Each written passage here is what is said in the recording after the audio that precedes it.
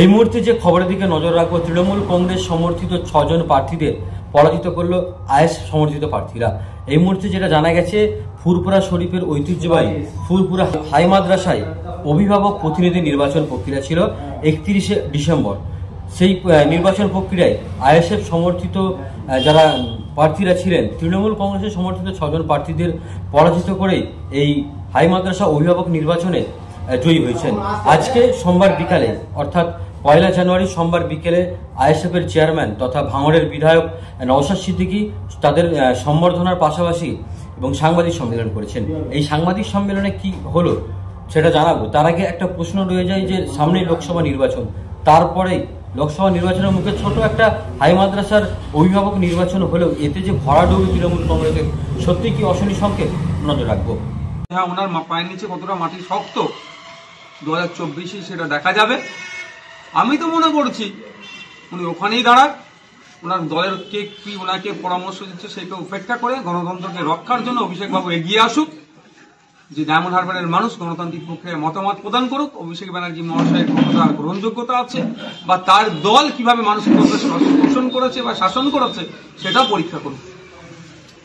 আচ্ছা, কালকে ভোটে যেভাবে নিরাপত্তা দেখা গেছে এবং নিরপেক্ষ ভোট হয়েছে, সেক্ষেত্রে কি এভাবে নিরাপত্তা দিয়ে সব জায়গায় ভোট করলে কি রেজাল্ট পাল্টে যেতে পারত?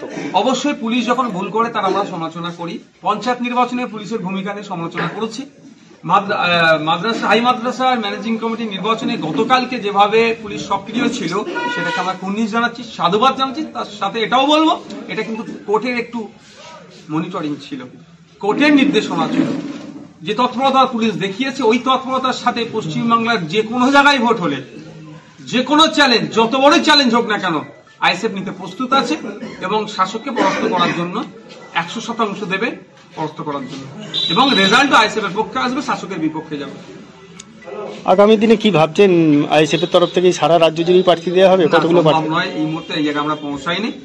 যে সমস্ত জায়গাগুলোতে আমরা প্রার্থী দেব, তার যে কটা জায়গা বাকি থাকবে যেটা দ্বারা ধর্মনিরপেক্ষ, বিজেপি এবং তৃণমূলের বিরুদ্ধে সামনের সাইডে থেকে লড়াই করছে, সেই জায়গাগুলোতে আমরা সেই দলগুলোকে আমরা সহযোগিতা করব, সাপোর্ট করব।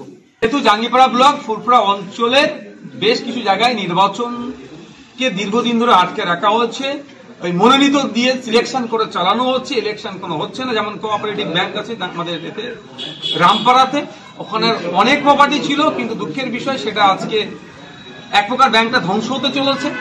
দুর্নীতি হয়েছে, দুর্নীতি মুক্ত হওয়ার জন্য আমরা সেখানে আগামী দিনে আমরা কন্টেস্টে যাব, মানুষের কাছে যাব। মানুষ যদি রায় আমাদের পক্ষে দিয়ে চালাবে। সামান্য একটা উদাহরণের হিসাবে বলছে, ওখানে যেভাবে লোন দেওয়ার নামে দুর্নীতি হচ্ছে, এটাকে জনমানুষে আনা দরকার।